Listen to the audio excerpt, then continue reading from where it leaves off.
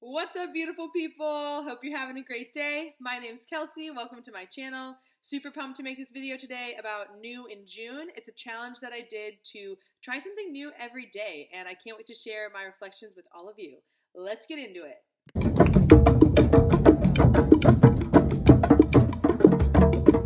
So that video was from a drum circle that I went to earlier this month. Just one of the many new activities that I tried amongst a lot of other things like sailboat racing and meeting new people across the board from different friend groups, networking events, yoga and fitness classes, CrossFit, run club,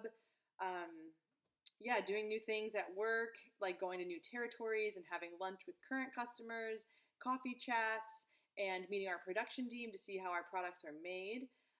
Doing new things creatively, like this video that I'm making right now, doing more writing, posting more content, just kind of sharing for my own reflection and with the hopes that maybe it could help someone see a different perspective. Doing new things like investing and moving my money around so that it's more so in the savings, and new yoga offering, meeting new people through that, and teaching corporate yoga, as well as just meeting new people. I feel like this has been such a cool month and really shifted my perspective about life and how I see the daily in and out and the new, the newness or the new opportunity that could be seen in every day. So I'm excited to get into my top 10 lessons learned and share it with all of you. All right, so lesson number 1, death is everywhere. From roadkill to plants to leaves falling off the trees to one example where I went to a new customer and I saw how they process telephone poles. They put them through this huge machine and then it gets turned into mulch.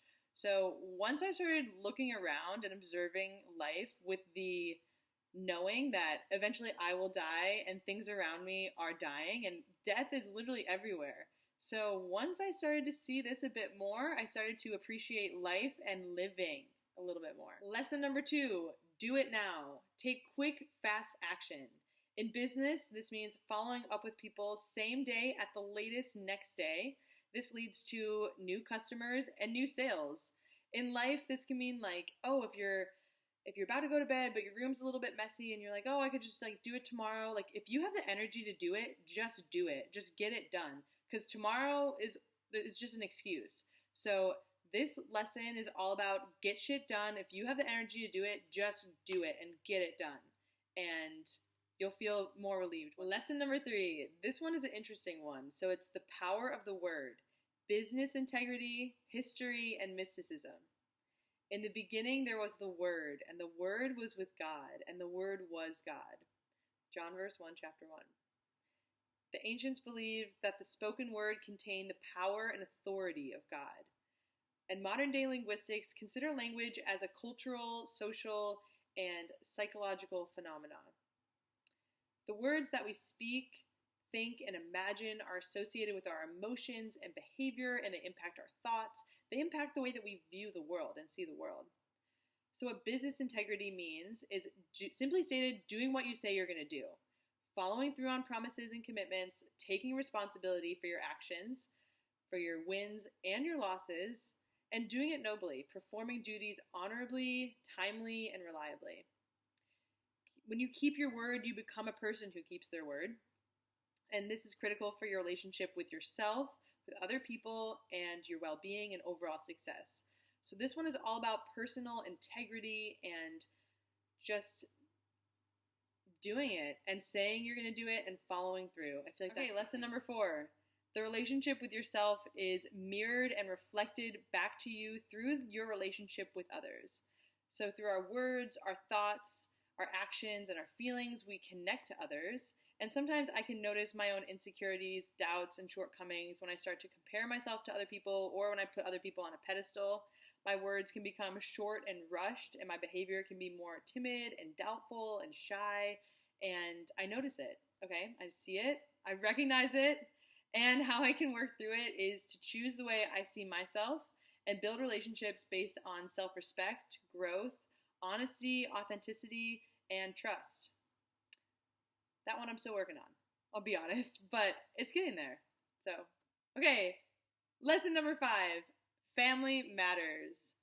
Spending more time with the people who have supported me now and throughout my entire life, and spending quality time together. So doing things that we love, disconnecting from my phone, and just being present with them in whatever activities that we both enjoy doing, and just celebrating being together. Okay, lesson number 6, honoring grief, sadness, and anger through feeling it, expressing it, releasing it, and then nurturing myself. So I had this situation where I was super angry and got out my journal and just wrote down everything I was feeling and experiencing and thinking, and just like got it all out on the journal, but I still felt it in my body. So then I stood up, I was out in this park, and I was just like was shaking violently, jumping, like really expressive movements to kind of move it through my body, and in attempts to like release it out of my body or just kind of feel it to the full force. And then after I sat under this tree and like hugged my knees into my chest and just like honored myself and sat with myself and just, yeah, kind of like honored myself for feeling and experiencing it. Anger is something that like I'm not really comfortable feeling or experiencing. So this was a really nice way to just, I guess, honor it, honor the emotion of it.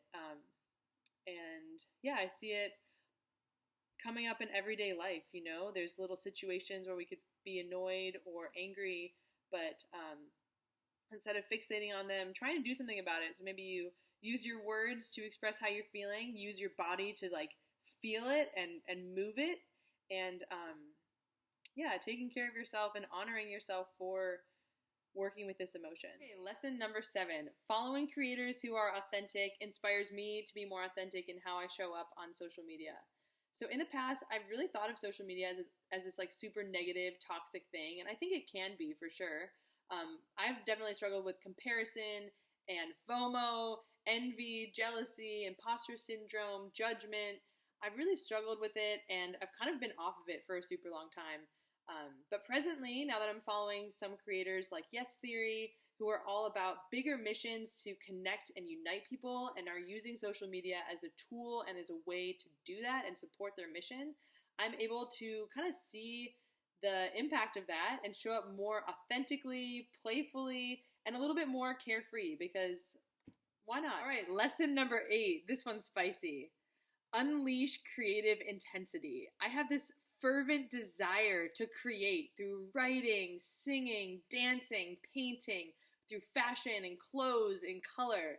It's this like being almost that needs to be expressed and released almost on a daily basis.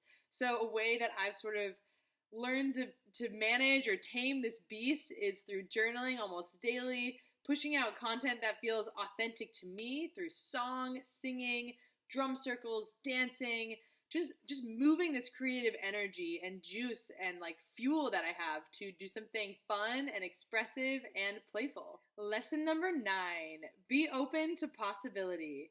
Trying new things every day show me that there's so much to be learned, explored, and experienced, and that our world is so vast. You could literally go down so many rabbit holes and continue to learn more. Like I just don't think there's any limit to how much you could learn or experience in this world. And I think this has actually been one of the biggest takeaways from this whole New in June challenge. And this leads me right into number 10.